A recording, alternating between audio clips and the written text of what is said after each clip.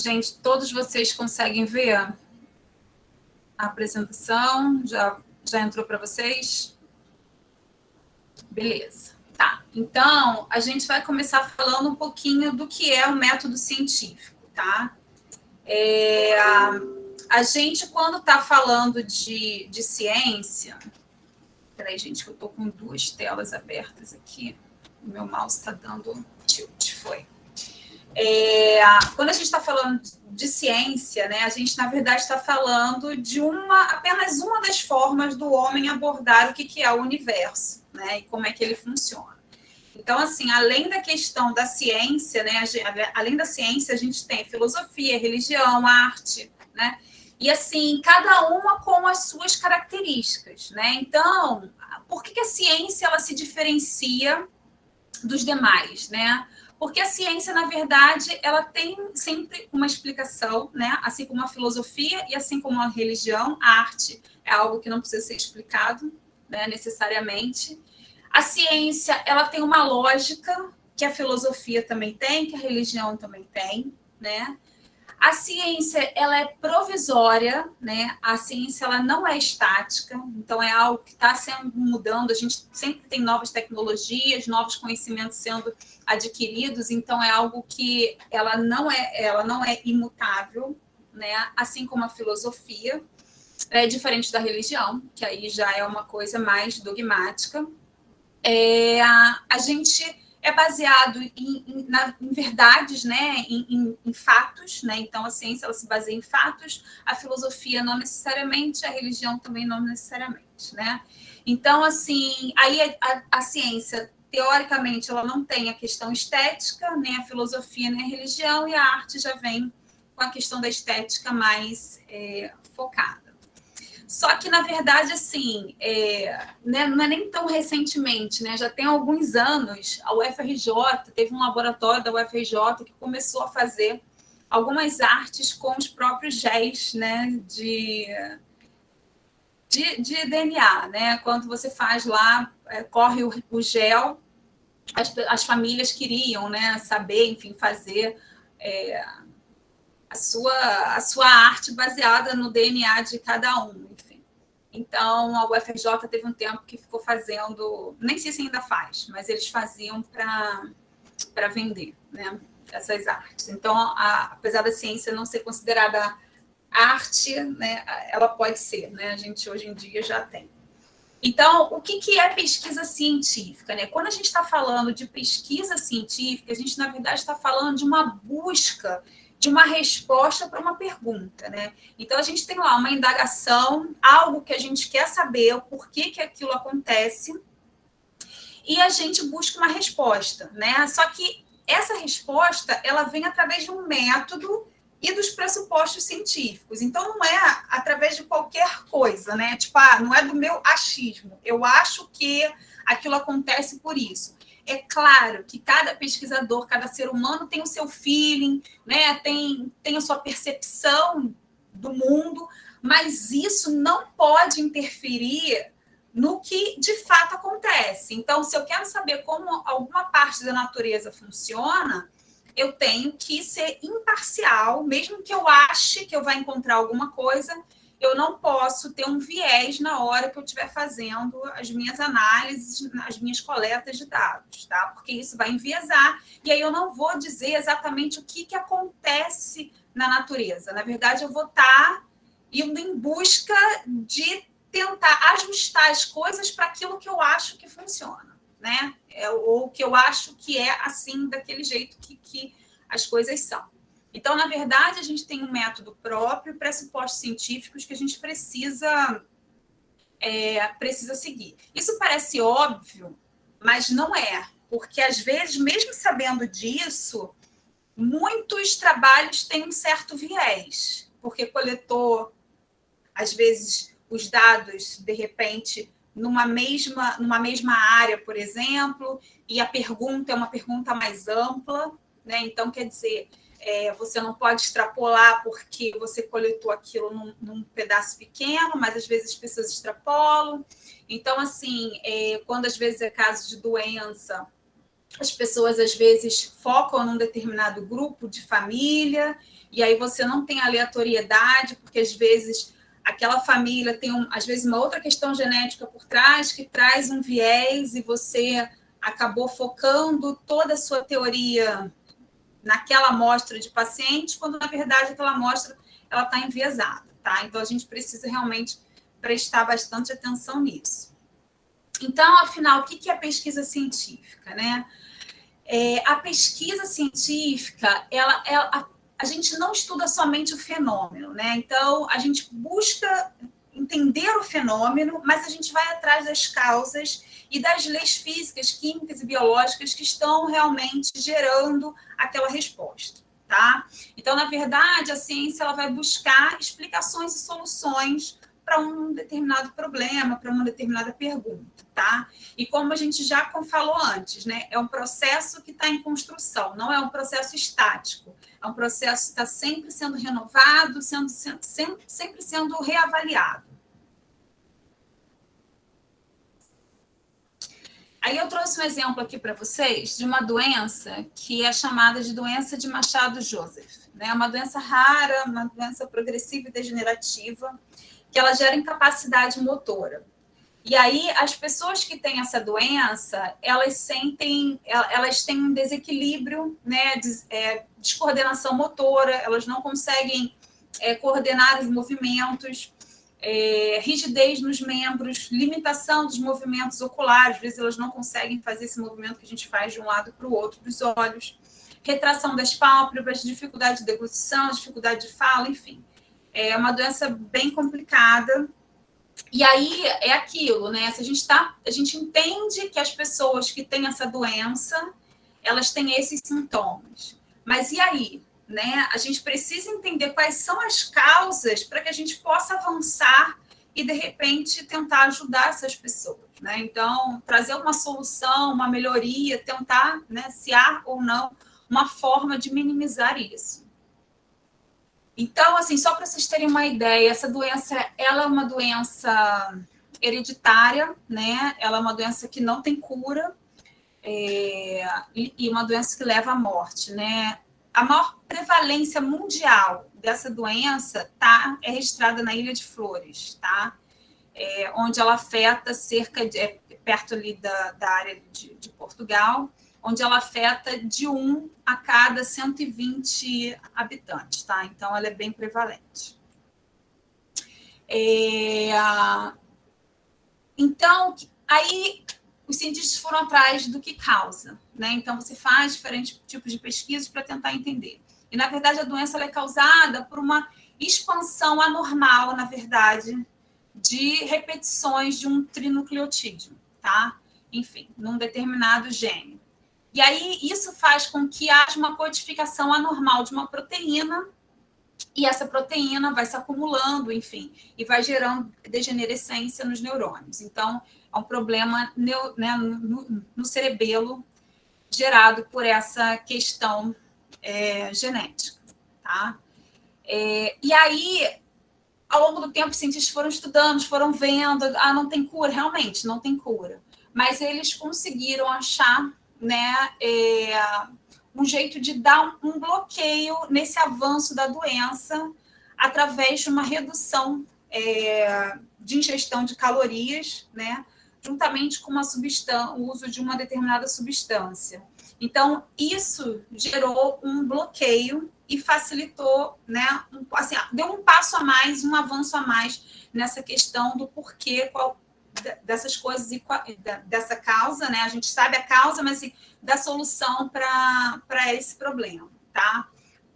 E aí, trazendo um outro exemplo completamente diferente, né, mais para a área biológica, a gente tem a maior parte das espécies de lagarto, não são todas, né, mas grande parte, a gente tem um dimorfismo sexual, onde os machos, na verdade, eles têm a cabeça mais larga do que as fêmeas. A largura da mandíbula dos machos tende a ser mais larga.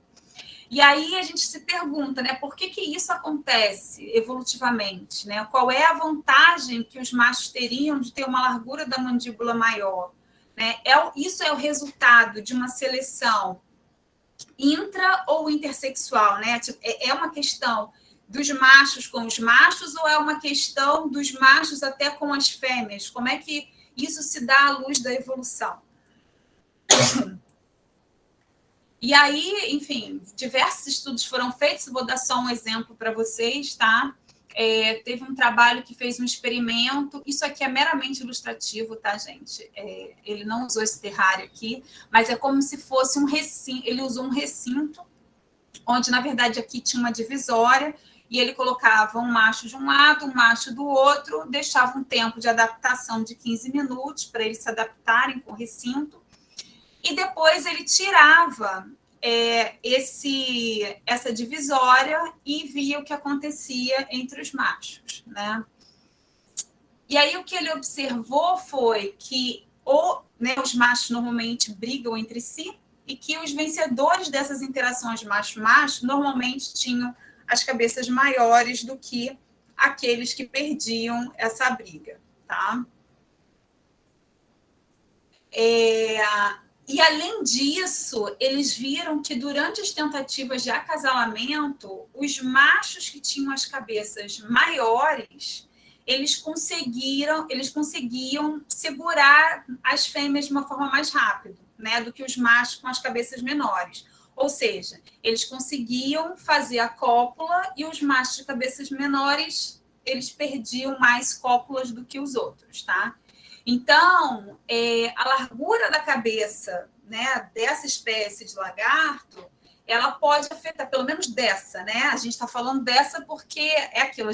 Eu falei para vocês que, no geral, isso acontece, mas para a gente saber se isso é para todas, a gente teria que testar com todas, tá? Então, assim, para essa espécie que eles estudaram, eles viram que a largura da cabeça pode afetar, inclusive, o sucesso reprodutivo dos machos.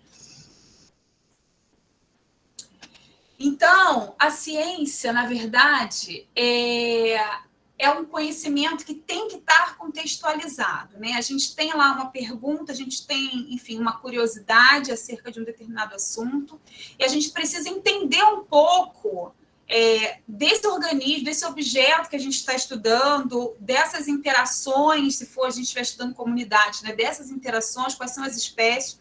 A gente precisa entender um pouquinho. A gente precisa desse contexto para que a gente possa realmente avançar, tá?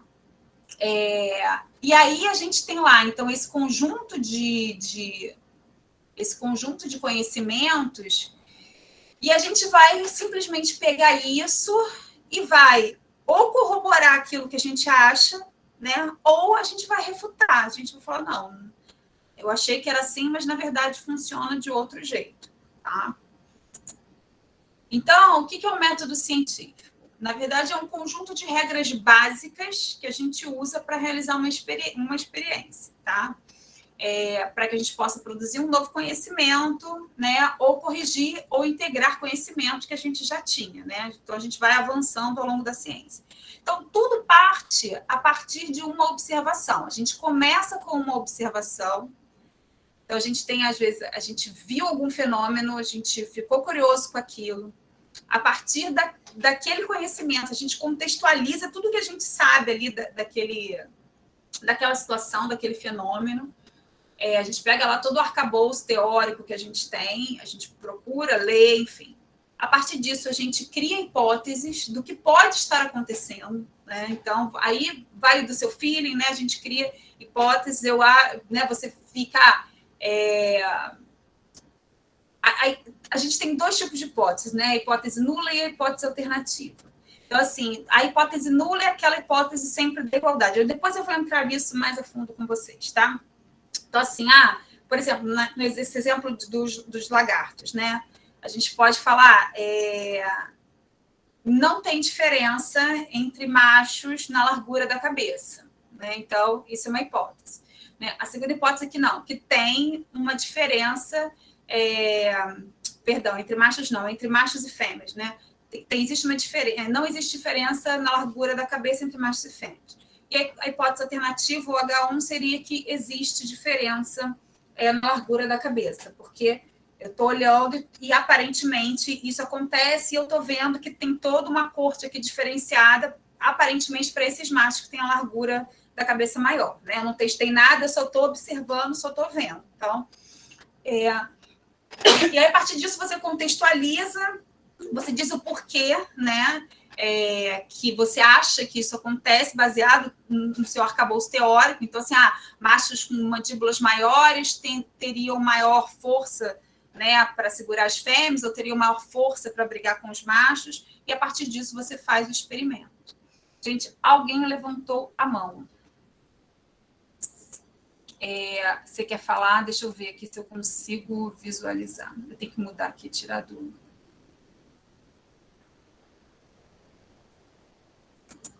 Eu não consigo ver quem foi, gente. Deixa eu ver aqui. Na minha lista aqui não está aparecendo. Não sei se foi sem querer. Foi sem querer. Tá bom, Sérgio, sem problemas. Então tá. Então vamos continuar. Então, assim, aí você faz o seu experimento e a partir disso você vai ter, né? Você vai fazer suas análises para você obter seus resultados.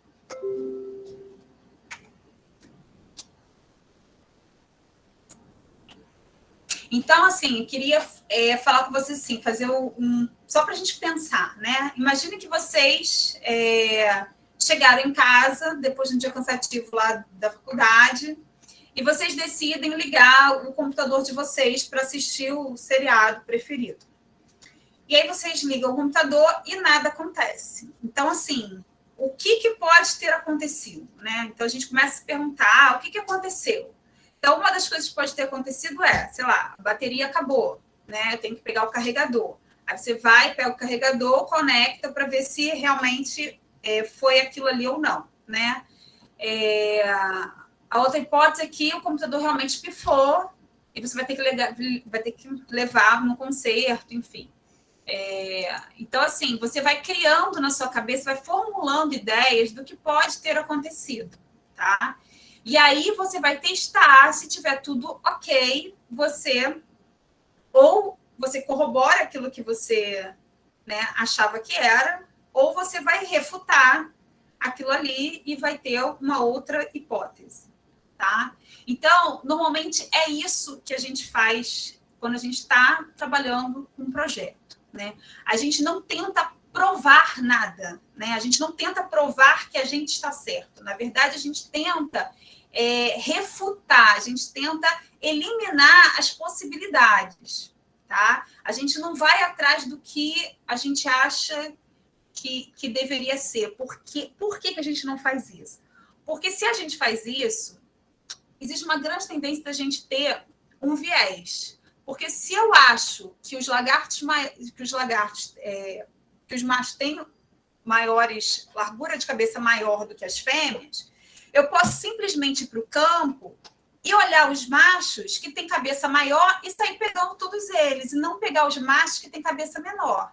E aí é óbvio que eu vou concluir que os machos têm cabeça maior do que a largura maior do que a das fêmeas, porque eu só peguei macho de cabeça grande. Então, isso é um viés, né? Então, assim, para eu saber se realmente isso acontece, eu tenho que ter uma amostra pegar a minha amostra de forma aleatorizada, por mais que eu ache que os machos têm uma largura maior, tá? Então, você, na verdade, o que a gente faz é tentar provar que nós estamos errados. Em ciência, esse é o certo, é o que a gente faz. Então, assim, quando eu estou fazendo uma análise estatística, eu não estou, né, o que normalmente vocês ficam torcendo para dar significativo, né? Fez a análise, quer que dê significativo. Mas, assim, o importante na hora de vocês estarem montando o trabalho de vocês, pegando as planilhas e organizando, é terem a noção de que o ideal é que vocês tentem de todas as formas possíveis refutar aquela hipótese que você acha que é a certa. Se você falha nisso, eu vou falar nisso mais para frente. Se você falha nisso, sinal de que você realmente estava com um feeling bom e que a coisa era aquilo mesmo, tá? Então, a gente tenta... Eu vou chegar lá mais para frente. Então, quando a gente está falando do método científico, a gente está falando de um processo de construção, né, que é ao longo do tempo, né, que a gente busca uma representação precisa do mundo, precisa da natureza, precisa do que acontece dentro do ser humano, né? Então, assim, a gente quer que, na verdade, aquele nosso estúdio ele represente de forma fiel o que efetivamente acontece na natureza, né? Algo que seja realmente confiável, que seja consistente.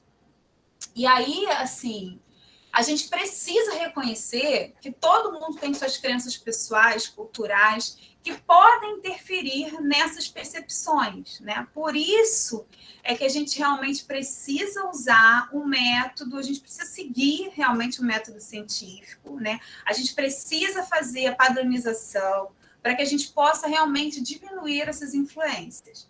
E lembrando sempre, todo trabalho tem que poder ser repetido por outra pessoa, né? Então, na hora que vocês estiverem lá escrevendo a parte do material e métodos de vocês, tem que estar muito claro tudo o que foi feito, porque tem que estar muito claro tudo o que foi feito, porque outra pessoa pode querer repetir aquilo ali que você fez e ela tem que encontrar o mesmo resultado. Se você fez realmente uma coleta boa, uma coleta de forma padronizada, de forma aleatorizada, qualquer um vai ser capaz de repetir e achar o mesmo resultado que você, tá? Então, assim, a gente sempre usa o método científico para minimizar essa influência do viés, tá? Ou até mesmo preconceito, né, da própria pessoa, entendeu? Dependendo do que você está estudando, o que você está avaliando, tá? Então, a gente precisa realmente minimizar essa influência desse viés ao testar uma hipótese ou uma teoria. E aí, aqui eu trouxe um exemplo para vocês, né? Se vocês fossem pesquisadores, né? E tivessem que analisar, né? Vamos supor que aqui tem dois exemplos, né? O pesquisador 1 e o pesquisador 2, né? A gente tem que a pergunta é, né? Eles resolveram analisar se existe uma diferença na performance, ou seja, no tempo de corrida de atletas em duas estações diferentes, verão e inverno no Rio de Janeiro. Então, você tem lá verão e inverno, vamos supor que vocês sejam esses pesquisadores, tá?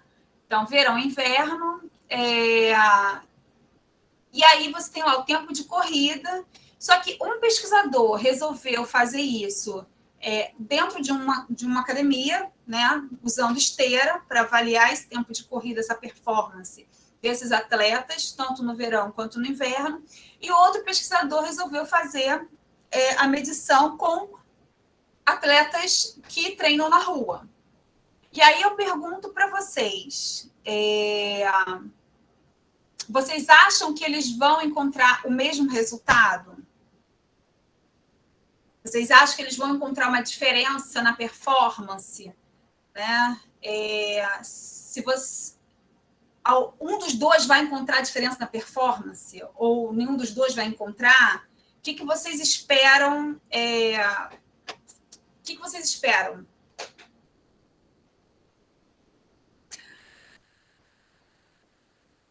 E aí, gente? Ninguém vai falar?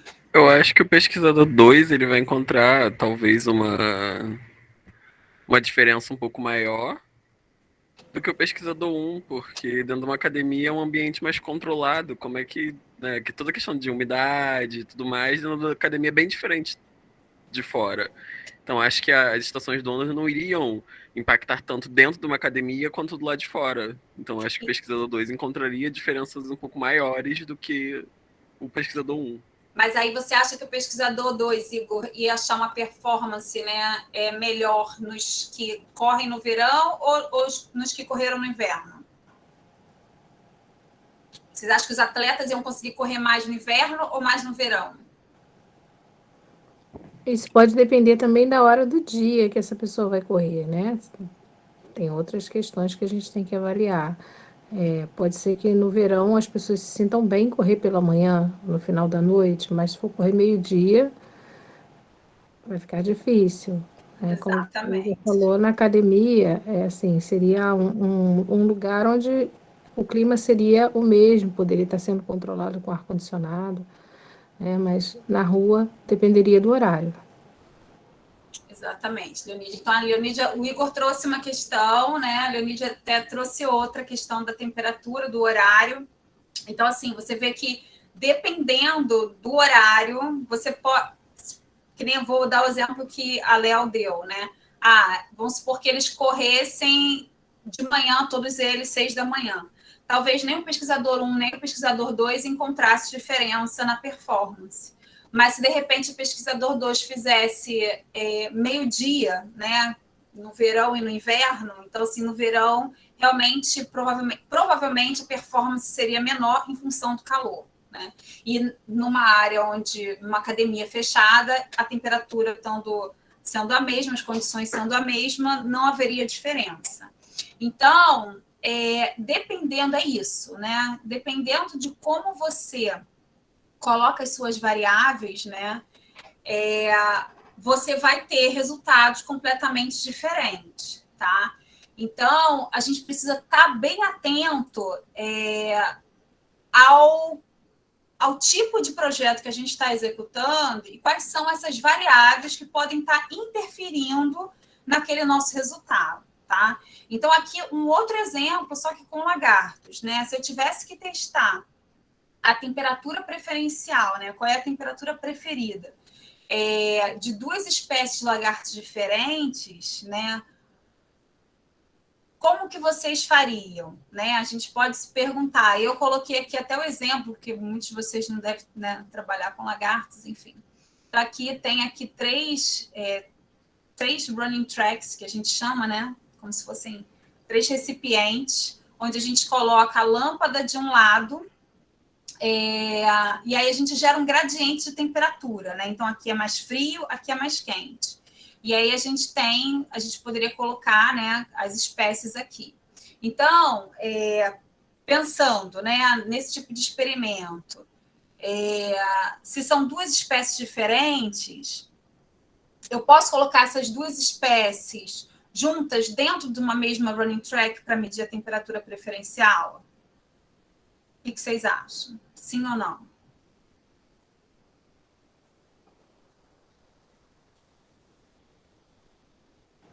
Acho que não. Eu acho que não, Thaís acha que não. Mas por que não?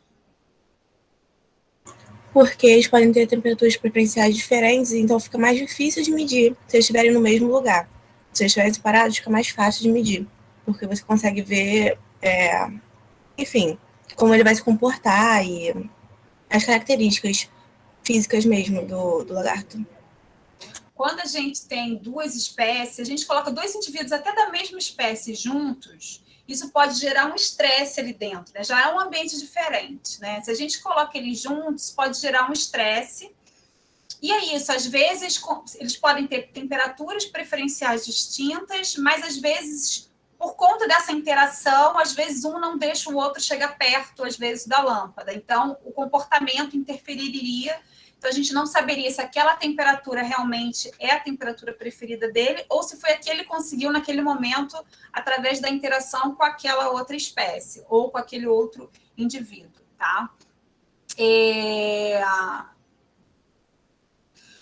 além disso, né, a gente tem uma questão ali de temperatura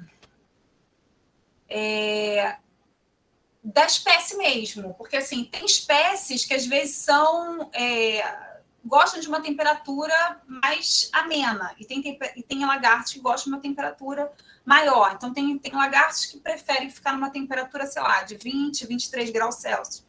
E tem lagartos que gostam de temperaturas de 37, 38 graus. Então, a gente precisa conhecer a espécie para poder montar realmente o experimento, né, da melhor forma possível. E aí, então, a gente tem que pensar, né? A gente precisaria padronizar aqui o tempo de adaptação do indivíduo, né? Não dá para a gente simplesmente colocar o indivíduo ali, depois de um estresse na mão, e começar a medir a temperatura dele, né? Porque ele precisa de um tempo de adaptação, ele se sentir seguro, ele voltar, sair daquele tempo de estresse para se sentir à vontade ali dentro e poder termorregular. A gente precisa ter o mesmo tipo de termômetro, né? Então, a gente precisa... Isso tudo, gente, para falar de padronização. Se a gente não padroniza, a gente começa a ter vários dados e resultados que não fazem o menor sentido biológico. Porque, nesse caso, se eu pego esses lagartos, né, e meço cada dia com um termômetro diferente, os termômetros eles têm precisão diferente. Então, tem um termômetro que é de laser, né, que nem esses que eles estão usando hoje em dia para testar se a gente está com febre ou não da Covid. Tem termômetros que são fiozinhos que a gente encosta no peito e vai para um leitor, né? Então, assim, são acurácias completamente diferentes. Então, se a gente começou com um termômetro, a gente vai do início ao final com esse, né? Isso para todos os indivíduos, porque senão a gente começa a ter uma diferença de 1 grau, 0,3, que isso lá na frente, nas nossas análises, vai fazer diferença. E isso, gente, serve para qualquer aparelho que vocês forem usar para fazer medição, tá? Então, a gente tem o intervalo que a gente vai medir a temperatura. Então, assim, eu vou medir de 5 em 5 minutos, eu vou medir a cada 15 minutos. Como que vai ser essa medição, né? Então, isso você precisa padronizar também. Mas foi o que eu falei, o espectro de temperatura pode variar, porque se eu tenho uma espécie que gosta de 40 graus, 37, 38 graus, eu tenho que ter uma lâmpada que chegue a esse ponto para que haja esse gradiente, né? E ao contrário, a mesma coisa. Se eu tenho uma espécie que gosta de 20 e pouco, eu posso até dar a temperatura para chegar a 40, mas ele tem que ter um gradiente ali dentro que chegue a uma temperatura mais baixa do que 20, para que se ele quiser sair daquela temperatura e ir para 10, e para 15, para 16, eu ter a noção de que ele realmente faz isso porque ele quer. Então, assim, não é porque no campo ele tem uma temperatura de 23 que ele necessariamente vai ter, média de 23 graus Celsius, que ele vai ter necessariamente dentro do laboratório, porque se o campo, né, se o ambiente dele estiver deteriorado, estiver ruim, às vezes os lagartos ficam no limite da temperatura, porque eles não têm um ambiente térmico adequado. Então, para eu saber se esse ambiente térmico está adequado ou não, eu preciso ter noção da temperatura que ele realmente prefere, se todas as condições fossem de espectro de temperaturas fossem ofertadas para ele. Então, e ele pudesse escolher isso sem estresse, tá?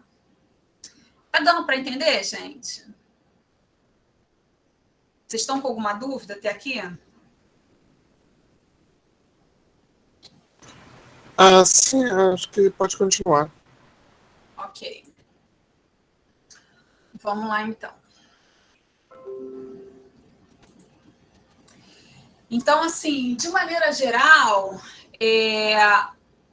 a gente resume o método científico, então, a gente tem lá, a gente faz a nossa pergunta, a gente faz a revisão bibliográfica, a gente formula uma hipótese, a gente cria um experimento ou faz, né, a coleta desses dados e a gente testa os testes estatísticos corretos para que a gente possa rejeitar ou aceitar a nossa hipótese.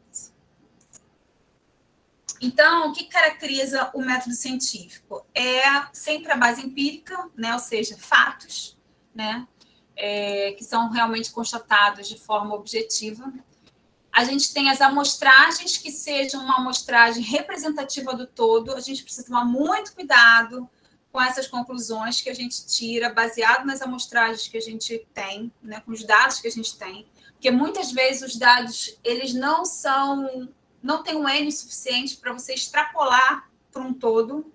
E muita gente faz isso, principalmente na área biomédica, né? Às vezes tem X pacientes e aí viu, sei lá, está estudando Parkinson, tem lá um N de 39 pacientes e você acaba, daqueles 39 pacientes, tirando conclusões para a doença de Parkinson, que, na verdade, às vezes, assim, é uma forçação de barra, tá? Então, a gente precisa tomar muito cuidado com essas generalizações a partir da nossa amostra. Então, assim, para aquele grupo de pacientes daquele hospital, funcionou desta forma, né? O que não significa que para o mundo inteiro vai funcionar daquele jeito, tá?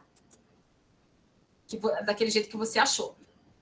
E a gente precisa realmente conseguir ter um controle das variáveis, né? Então, tem gente que tem uma pergunta gigante,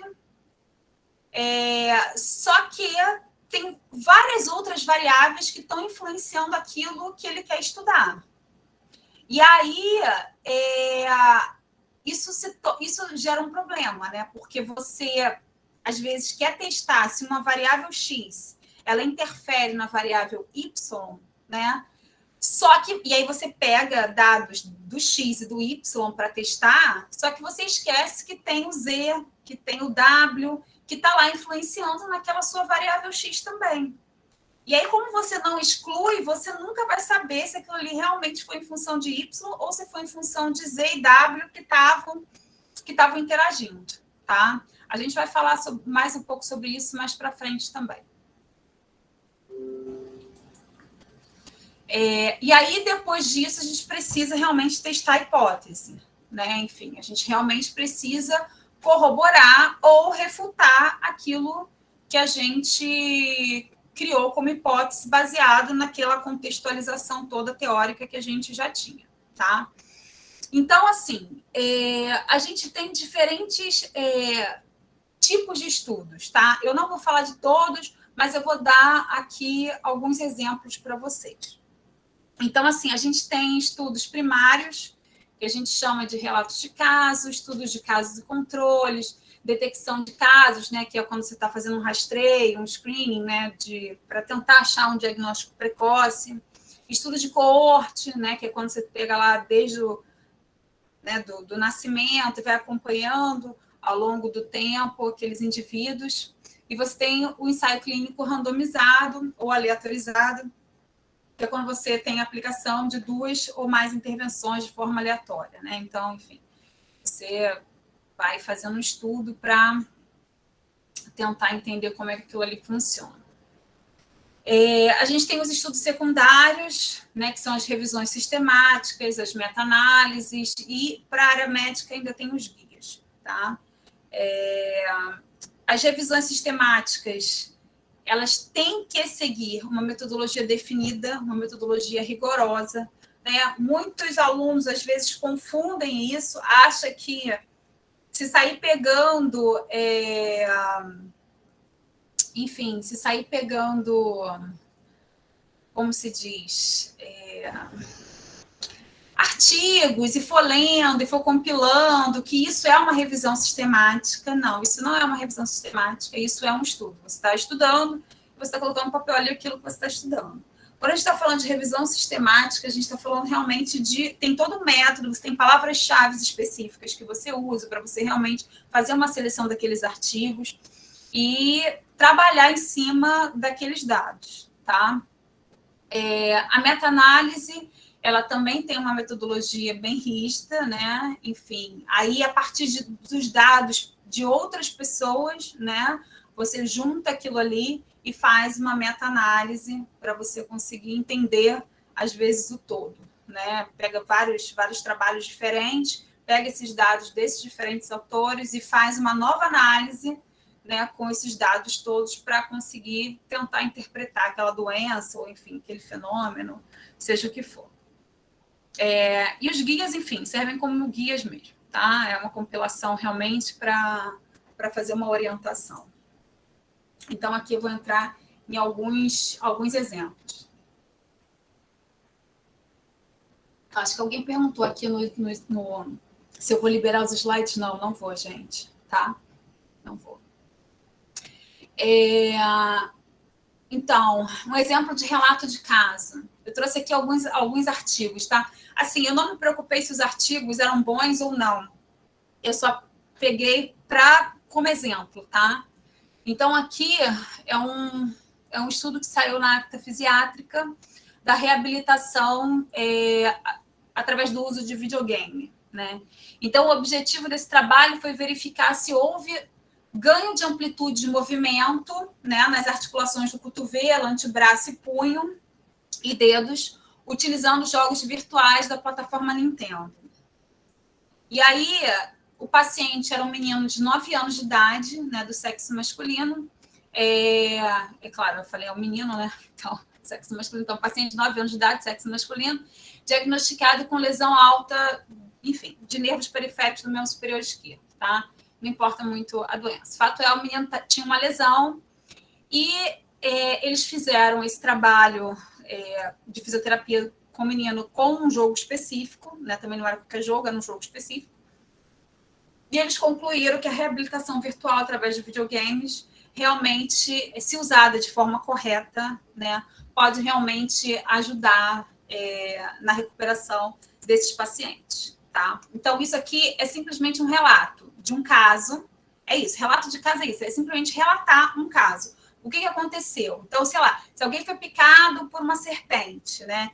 Então, você vai descrever, sabe, tudo que a pessoa sentiu, se ela teve febre, se ela teve vômito, enfim, se ela desmaiou, não desmaiou, de quanto em quanto tempo vinha a febre.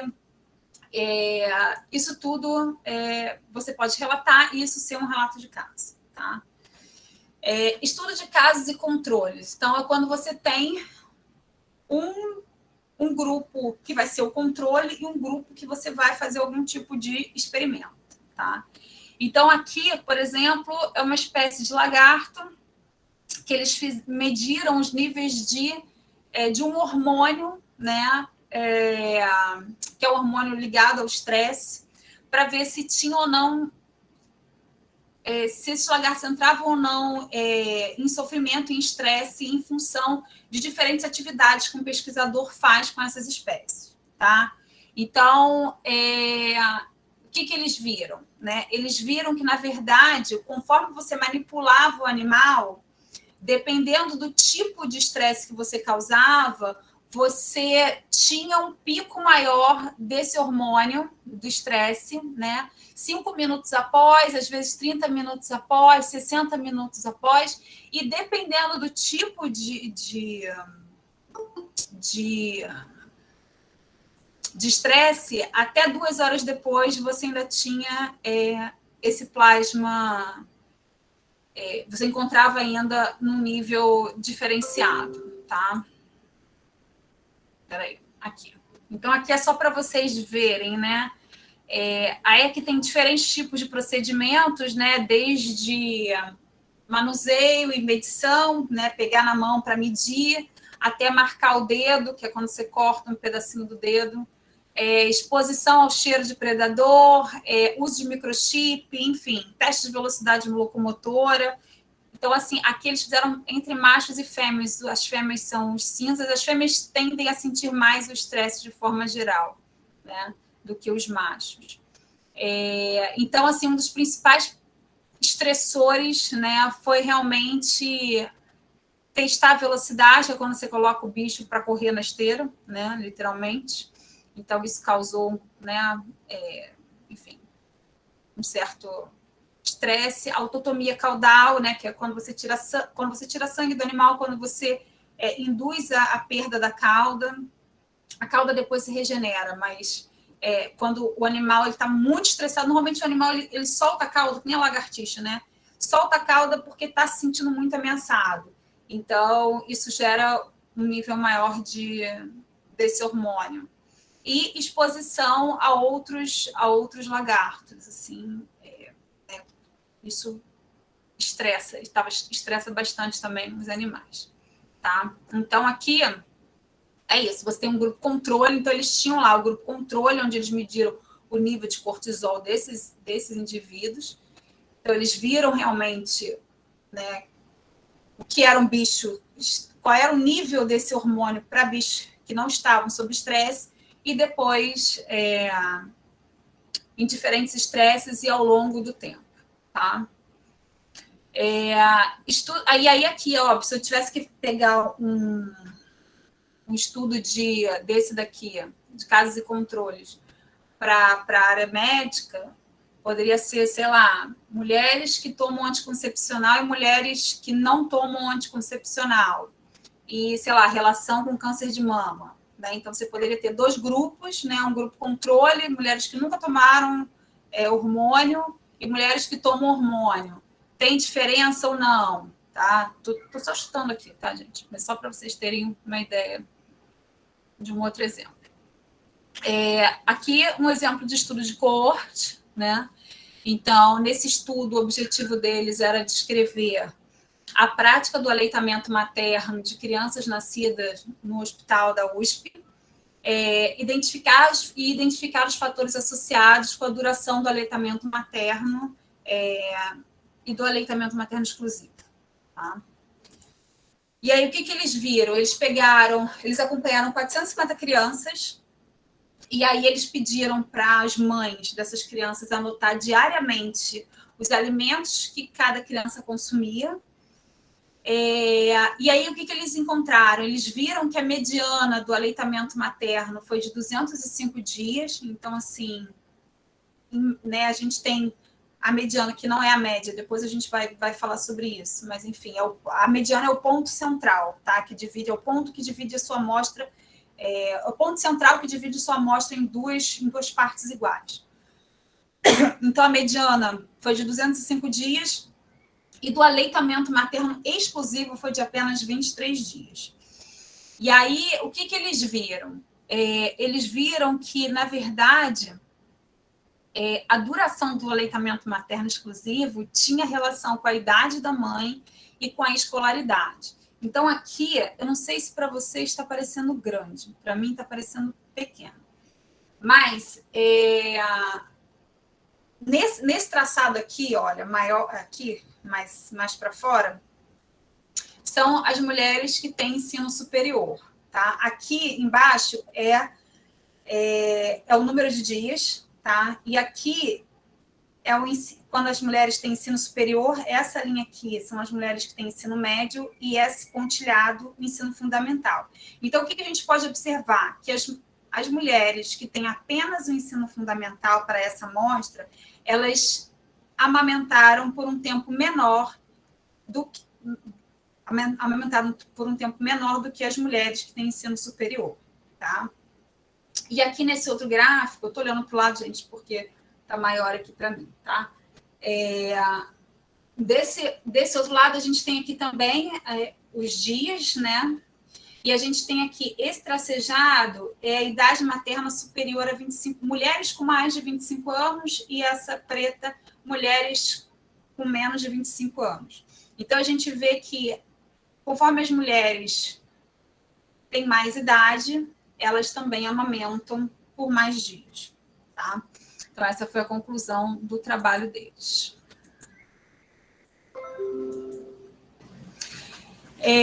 Um exemplo de meta-análise e de revisão, né? Então, teve um trabalho que eles queriam comparar a efetividade de você dar diariamente ou você dar suplementação semanal de sulfato ferroso, né, para evitar anemia em crianças com menos de 5 anos de idade.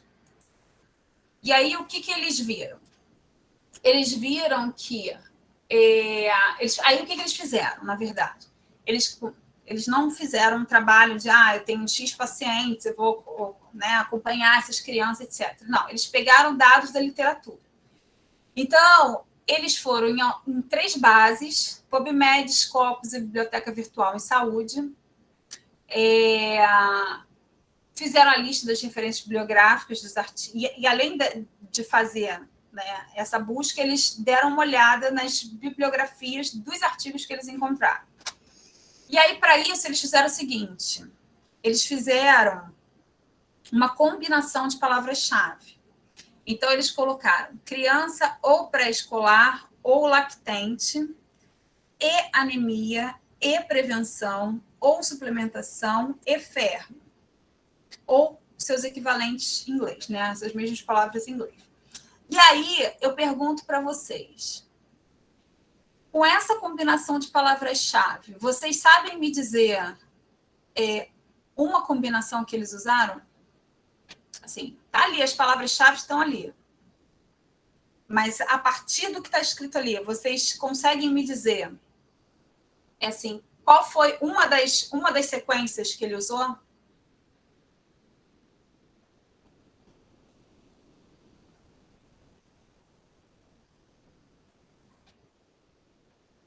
Repete a pergunta, professora, porque eu acho que eu entendi a pergunta, mas não sei tanto. Peraí. Então, ele colocou, eu copiei exatamente como ele escreveu lá no artigo. Ele botou lá, criança ou pré-escolar ou lactente, e anemia, e prevenção ou suplementação, e ferro. E aí, eu queria assim que vocês me dessem uma das combinações que eles usaram. A Cristal colocou aqui, criança, anemia, prevenção e ferro. Ok. Eu não sei se todo mundo conseguiu entender. Eu entendi. Entendeu? Então, não. assim. Bom, então, assim, outro exemplo seria o quê? Sem ser essa sequência que a Cristal deu. Alguém pode dar outra sequência?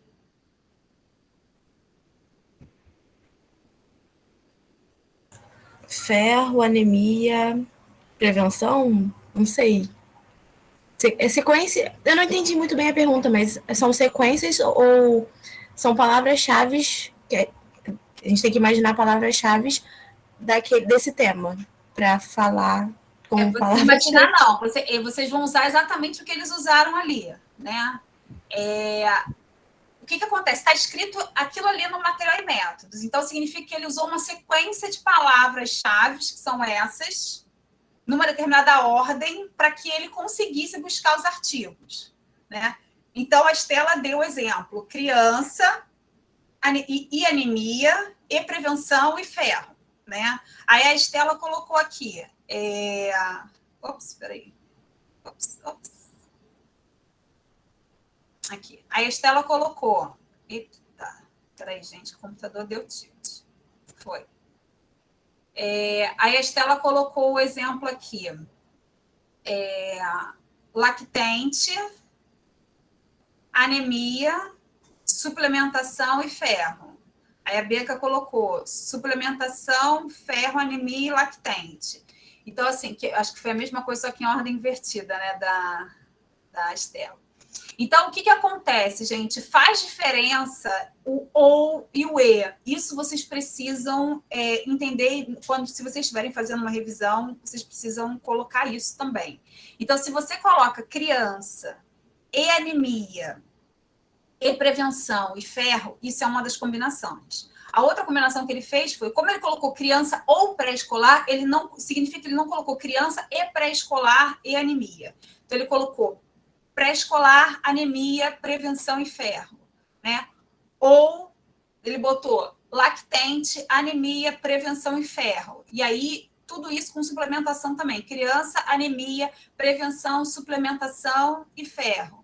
Pré-escolar, anemia, suplementação e ferro. Lactente, a mesma coisa. E os equivalentes dessas palavras em inglês. Então, você vê que não é só colocar as palavras-chave, é colocar como você colocou isso dentro de cada programa, né? Que no caso dele, ele usou 3 bases. Dentro dessas 3 bases, ele tem que ter colocado todas essas sequências iguais para poder conseguir baixar os artigos, tá? Então, assim, quando a gente está falando de revisão, a gente está falando de uma coisa padronizada, ou seja, se você quiser voltar lá, pegar do ano X ao ano X, que foi o que ele fez, você tem que encontrar os mesmos artigos que ele, tá?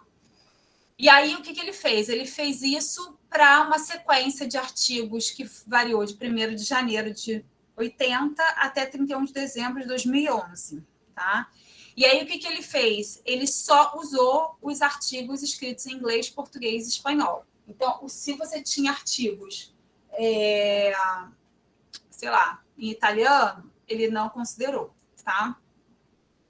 E aí, o que ele fez? Ele pegou, fez uma tabela, né? Fez uma tabulação desses dados, separou essas informações aqui que ele queria para poder fazer a análise dele, tá? E aí, só para vocês terem uma ideia, com essas palavras-chave, eles encontraram 10.243 artigos. E aí, só pelo título, eles eliminaram 8.916 e ficaram com 1.268. Desses 1.268, eles leram os resumos e viram que, assim, a maioria não servia e excluíram e ficaram com 32. Depois, desses 32, eles viram que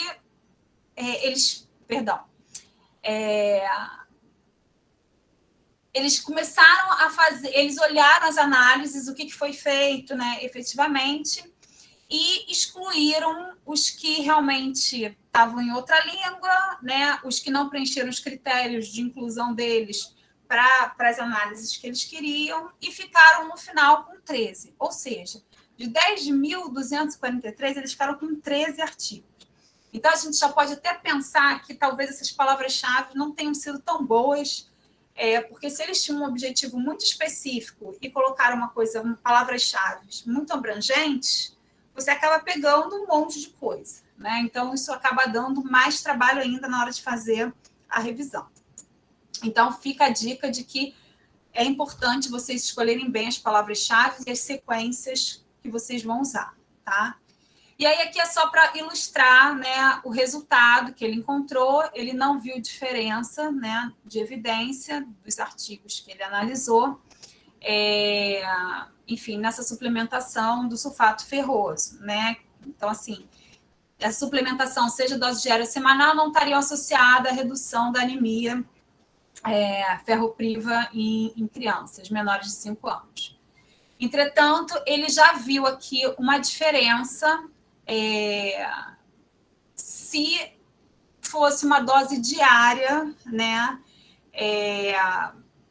Que essa dose diária, na verdade, de sulfato ferroso, ela traria benefícios mais consistentes nos níveis de hemoglobina do que a administração semanal.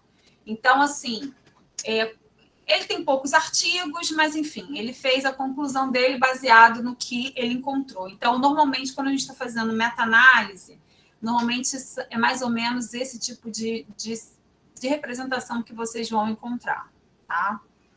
E aí tem os guias, que, enfim, é guia mesmo, né? Então, aqui eu trouxe só um exemplo de um guia de exercício mesmo, para você fazer avaliação de risco, né, das pessoas, e aí tem uma série de caixinhas que que o médico pode ir colocando, avaliando, para ver se realmente aquele paciente ele precisa ou não de uma prescrição médica para começar uma atividade física, por exemplo, tá? Aí aqui são só as recomendações, eu não vou entrar nesse mérito, que são as recomendações do guia, tá?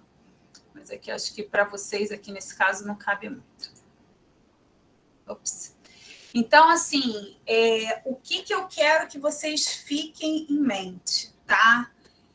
Eu quero que vocês tenham em mente que é importante vocês saberem interpretar os gráficos, tá? Mesmo sem vocês terem lido o texto. Então, assim, um gráfico, até quando vocês estiverem fazendo os de vocês, ele tem que ser autoexplicativo, ele tem que ter uma legenda completa, para que a pessoa, quando estiver folheando o trabalho de vocês, só de olhar aquela figura, ela entenda exatamente o que foi feito, tá?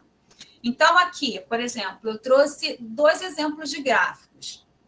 Então, eu tenho um gráfico de barras aqui, onde aqui no eixo X eu tenho intensidade de problemas lombares, que vai desde não tem até fraco, moderado e forte.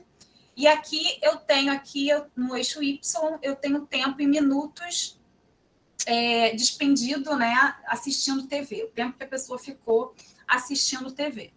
Então, como que vocês interpretam esse gráfico de barras aqui? O que ele diz?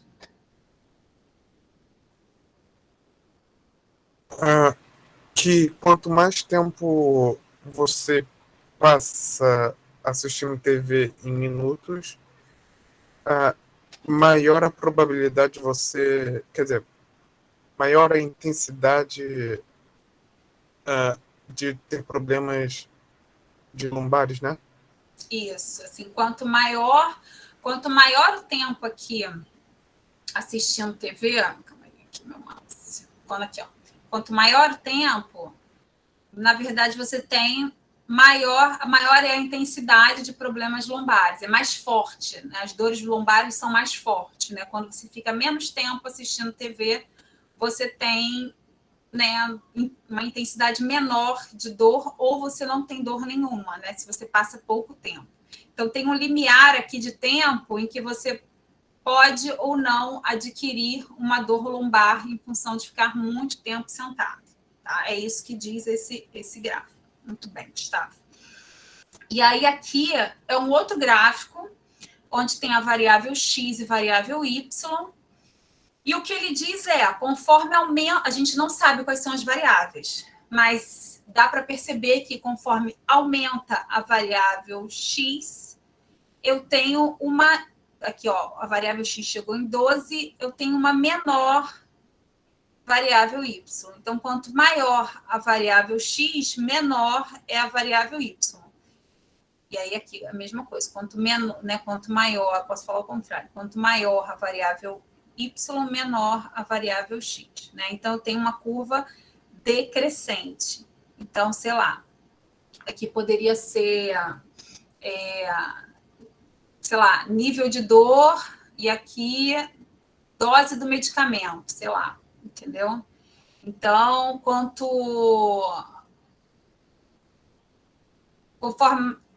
conforme eu tenho, ao contrário, né? Aqui é variável independente. Então, aqui eu tenho a nível de dor, é porque os números estão tão ruins, né? Mas nível de dor e o medicamento. Conforme aumenta a dosagem do medicamento, eu tenho uma diminuição do meu nível de dor, né? Então, assim, você tem uma curva decrescente, tá? Vandi, Pode falar. podia ser nível de vacinação em relação ao caso de Covid. Poderia ser. Perfeito, ótimo. Quanto maior o número de pessoas vacinadas, menor é o número de casos de Covid. Perfeito, Léo, esse exemplo. Perfeito, tá? Então, o que a gente precisa? A gente precisa, na verdade, de uma comunicação que seja assertiva. Quando vocês estiverem lá elaborando as tabelas, os gráficos de vocês têm que pensar que aquilo ali é uma comunicação. As tabelas, os gráficos, as figuras, elas têm que falar por si só. Né? Então, assim, junto com a legenda, elas têm que ser, a informação tem que ser completa, tá? Então, é importante que vocês façam isso de forma assertiva, né? Que esse conhecimento seja divulgado, né? Tanto para os pares, né? Para as pessoas que estão ali na academia junto com vocês, ou mesmo para o público leigo. Então, é o que eu costumo sempre brincar, assim, a sua mãe tem que entender, né? Se você olha, se a sua mãe olha e não entende, tem alguma coisa errada, tá? Então, assim, sinal de que não está bem organizado, não está bem, enfim, explicado, não está bem... A figura, de repente, não está tão bem elaborada, tá? Então, gente, olha só, o que acontece, né?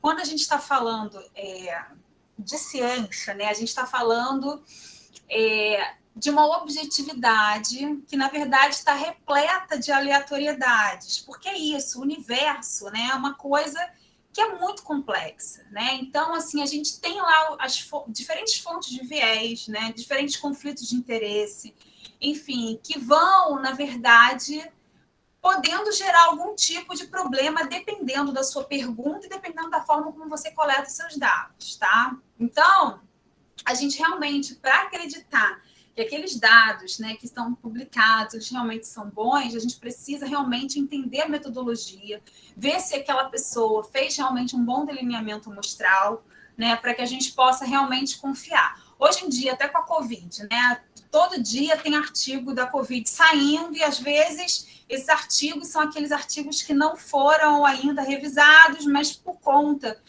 de ser uma pandemia, algo urgente, às vezes eles são liberados mesmo assim, né? Mesmo que ainda não tenham sido revisados por outros pesquisadores. Porque eu não sei se todos vocês sabem, mas toda vez que a gente submete um artigo para uma revista, o editor dessa revista escolhe pelo menos 2 a 3, ou às vezes até mais, pesquisadores de diferentes partes do mundo para lerem aquele artigo. Então, cada um deles vai receber, vai aceitar ou não, né, fazer a revisão, vai mandar suas considerações de novo para o editor repassa isso novamente para os autores. E os autores fazem as alterações que os revisores pediram e o editor faz a nova leitura, enfim, se tudo foi, né, foi atendido, o artigo vai para a publicação, tá? Então, é assim que funciona.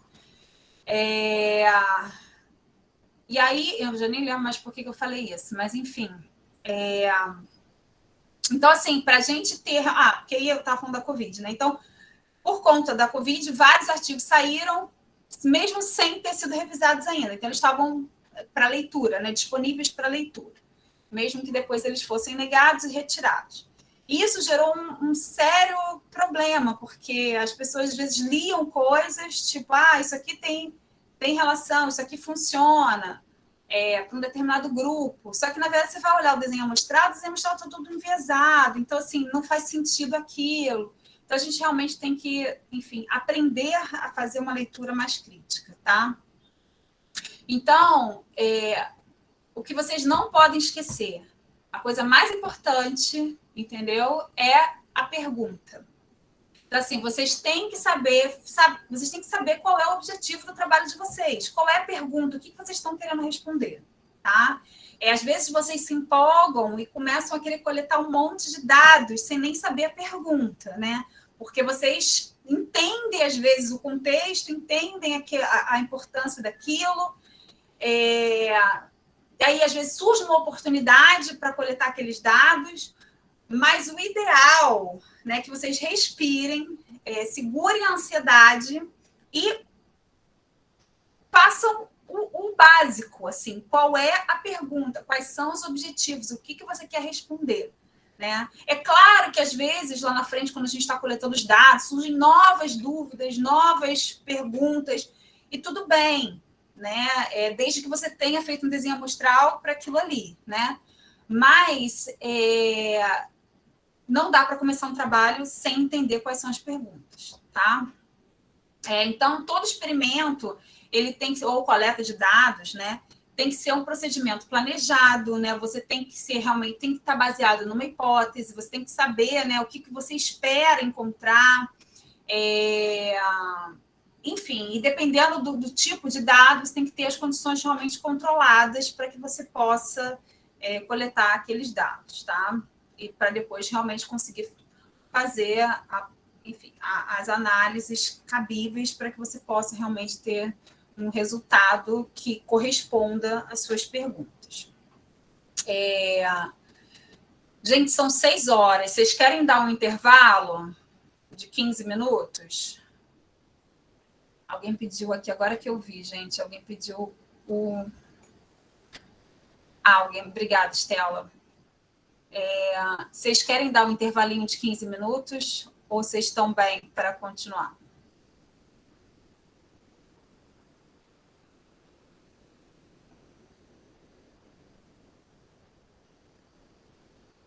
Então, beleza. Bom, só quem se manifestou foi quem falou que quer continuar. Todo mundo? Então tá. Então, a maioria está colocando aqui que quer continuar, então vou seguir, tá?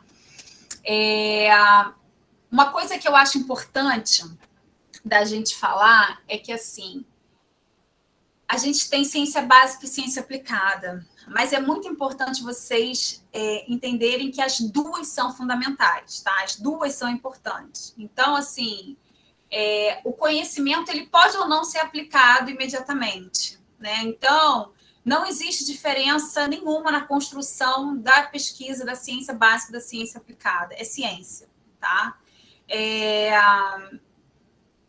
E aí, assim, tem muita gente que fala, né? Tem aquela discussão, a ciência ela tem que resolver os problemas sociais, né? Tanto a curto quanto a médio e longo prazo. Ok, e sim, ciência é para isso também, tá? Mas a ciência não pode se limitar só a isso, porque senão você também não consegue expandir, porque você fica só fazendo coisas específicas voltadas para um determinado grupo e você acaba perdendo conhecimento geral, tá?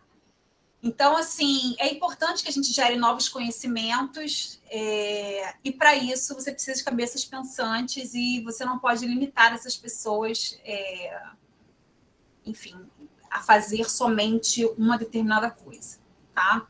Então, aqui só para dar um exemplo bem...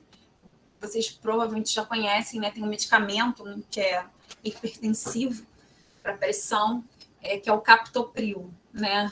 O nome... Enfim, é uma substância, na verdade, que foi oriunda do veneno de cobra, né, e que combate a hipertensão. Então, na verdade, se não tivesse ninguém estudando a jararaca, né, alguém que quis estudar o veneno, quis saber quais são os compostos, como que funcionava, a gente não teria o hipertensivo hoje, né? Então, assim, às vezes a pesquisa básica, ela às vezes não é aplicada naquele momento, mas lá na frente ela vai ser, tá? Então, assim, a gente não pode negligenciar de forma alguma a importância da pesquisa básica. Um outro exemplo que todo mundo conhece, né, que é a toxina botulínica, né, o Botox. Na verdade, é uma toxina que é produzida por bactérias. Ela foi descoberta no século XVIII por acaso, desculpa, numa fábrica de salsichas, porque estava tendo um problema, né? Então descobriram que era essa bactéria. E aí o que acontece? Ela é muito eficiente, né? Então uma dose bem pequena dela pode matar, né, uma pessoa, mas ela é extremamente útil para tratar diferentes tipos de condições médicas, né? Desde estrabismo, enxaquecas, entendeu? Excesso de suor, até mesmo a parte estética. Então, assim, na verdade, é uma toxina que ela entra nos nervos e vai destruindo algumas proteínas vitais, né? E isso interrompe a comunicação entre nervos e músculos, e isso pode levar meses para voltar ao normal. Então, por isso também que ela funciona bem como estética.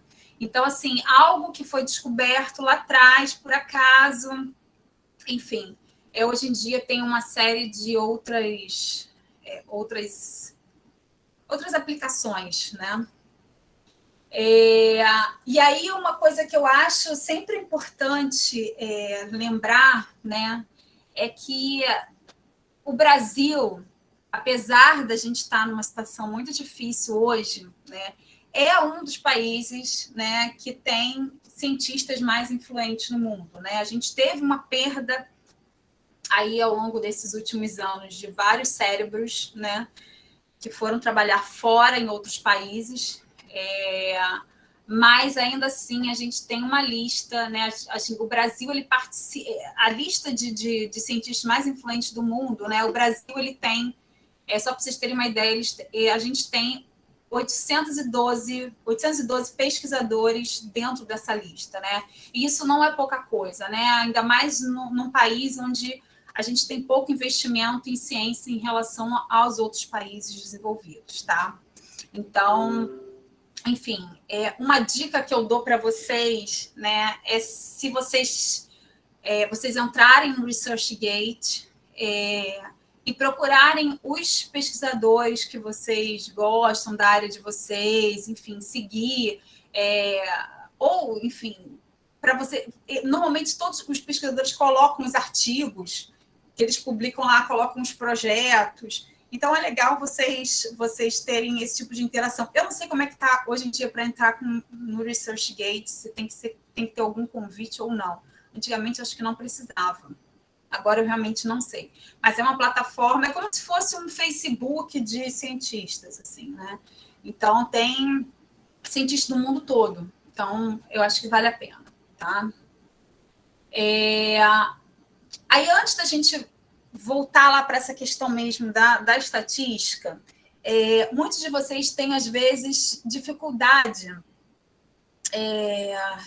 em entender essa questão da pesquisa bibliográfica. Então, eu peguei alguns slides só para a gente falar um pouco sobre isso, para vocês saberem onde procurar artigos e como fazer, né? Então, a gente tem diferentes sites de buscas, né? Foi o que eu falei para vocês, o uso das palavras-chave é fundamental, né? Vocês realmente têm que saber escolher bem essas palavras. E cada site desse, cada plataforma vai ter uma sensibilidade diferente. Então, por isso que, normalmente, quando as pessoas estão fazendo revisão bibliográfica, elas não usam uma única plataforma, né? Um único site. Eles usam uma combinação de 3, normalmente, para que você possa ter uma busca mais completa dos artigos, tá? Então, onde é que a gente realiza isso? Vocês conhecem já o Google Acadêmico, então vocês colocam aqui as palavras-chave, né? Então, aqui no caso, eu usei o símbolozinho de mais, porque eu queria essa palavra mais essa, mais essa. Poderia ser and, né? Ou e, né? Agora, se eu quisesse isso aqui, climate change, né? Disease, climate change, aí eu poderia colocar ou alguma outra coisa, tá? Então, aí você tem que saber fazer aquele jogo para jogar aqui, tá? E aqui, eu não sei se vocês estão reparando, mas disease está com um asterisco, né? Então, toda vez que vocês tiverem uma palavra que vocês querem pegar as variações, né? Então, sei lá, nesse caso aqui, disease, diseases, né? Com S. Se eu tenho... Deixa eu tentar achar uma palavra melhor. Essa não foi uma palavra boa para esse exemplo. Mas, sei lá, vou dar um exemplo aqui, tipo, eu quero alguma coisa que tenha realmente, né? A palavra realmente. Aí, ao invés de eu escrever realmente, eu posso botar real e o asterisco, que ele vai pegar realmente todas as variações depois que tem de real, tá? Real, aí também ele vai pegar tudo, realeza, só para vocês terem uma ideia, tá? Então, assim, quando você coloca o asterisco, é porque você quer aquela palavra e todas as variações que vêm depois dela. Isso às vezes é bem útil, porque às vezes você precisa de uma palavra específica, mas essa palavra às vezes tem algumas pequenas variações para você não ter que ficar colocando todas elas, vale a pena. E aí vai aparecer dessa forma, né, para você vai lá, seleciona o artigo que você quer e salva para ler depois, tá? O portal da CAPES, do Periódicos CAPES, a gente consegue fazer a busca tanto do Google Acadêmico quanto do PubMed. Então, você vai lá, coloca a palavra-chave e ele vai te dar as opções. Você vai lá, pega o artigo que você quer e salva, tá? O Cielo, né? Inclusive, aqui no Cielo, dá para mudar aqui, né, de português para espanhol, enfim, para você mudar para inglês e ter o acesso melhor. Você pode também aqui separar, né, escolher por índice de autores, por assunto ou por artigos, né? A gente sempre recomenda que vocês coloquem por artigos, porque, a não ser que você já conheça, se você queira realmente buscar algum artigo de algum pesquisador específico, mas aí, normalmente, se você já sabe o título, vai ficar mais fácil de você achar, né? Agora, se você está querendo fazer realmente uma busca bibliográfica, o ideal é que você coloque para pesquisar por artigos, porque vai vir de todos os autores. E aí você coloca as palavras-chave, enfim. E aí você vai ter lá as diferentes páginas de acesso aos artigos. Então, aqui tem uns outros sites que talvez vocês não tenham acesso, mas eu só trouxe para vocês saberem que eles existem. Enfim, você escolhe as bases de dados e coloca também a mesma coisa. Tem o Lilacs, que é para quem trabalha na área de saúde, também é bem interessante, que é uma literatura latino-americana e do Caribe, né, em ciências da saúde. E aí funciona da mesma forma, você coloca as palavras-chave, e aí você vai ter lá os artigos. A Biblioteca Virtual em Saúde também é um outro site para quem trabalha na área de saúde, interessante também. Tá? E aí, da mesma forma, você vai ter a lista de artigos. ResearchGate, que nem eu já tinha falado, né, para vocês. Normalmente, os pesquisadores colocam os artigos, enfim, lá. E a gente tem outros sites interessantes também, mas que provavelmente vocês vão precisar de acesso especial ou de dentro da universidade, né? Ou a universidade liberar uma senha para vocês usarem em casa, né? Então, tem o UpToDate, mas essa é mais para a galera também da área médica, tá? Web of Science, o Scopus. E trouxe aqui só a título de curiosidade, enfim, para vocês que estão estudando esse site eBiology, que, enfim, tem várias discussões, várias aulas, enfim, vários vídeos, né, interessantes. Bom, disso aqui, o que é importante vocês observarem, né, quando vocês estiverem, até para querendo publicar o artigo de vocês, né? Vocês têm que escolher uma revista que tenha o escopo, né, que tenha realmente a ver com aquele seu artigo, o tema do seu artigo tem que interessar a revista, né? E você tem que saber, o ideal é que você escolha uma revista com um bom fator de impacto, né? Que, na verdade, o fator de impacto, ele é um valor que cada revista tem, que vai refletir o número de médio de citações de artigos científicos que são publicados na revista. Então, quanto maior o fator de impacto, significa que mais gente lê e cita aquela revista, tá? Então, quanto maior o fator de impacto, melhor tende a ser a revista. Então, Nature, Science, por exemplo, são revistas com fator de impacto bem alto. A gente tem aqui no Brasil o Qualiscapes, né, que faz uma avaliação de todas as revistas, né, e essa avaliação está mudando agora, enfim, um pouco essa classificação aqui, mas ela normalmente vai de A1 a C, né, sendo A1 a melhor avaliação da revista. Ah, mas como é que eu sei qual é o Qualis da revista? Você entra lá no site do Sucupira, sucupira.capes, e aí você vai selecionar, botar lá o título da revista que você quer saber e vai consultar. E aí ele vai te dar a classificação. Então, essa aqui, por exemplo, foi B4, né? Revista Brasileira de Medicina do Esporte, B4. Então, quanto mais próximo de A1, melhor é a revista, tá? Bom, mas voltando. Gente, eu vou precisar de 5 minutos, tá? Para a gente poder continuar aqui falando da questão da estatística propriamente dita, tá? Então, assim, são 18h13. Vamos voltar 18h30, 15 minutos? Tá? Pode ser? Eu vou deixar a tela aqui, só que eu vou parar aqui a gravação, eu acho. Deixa eu ver aqui.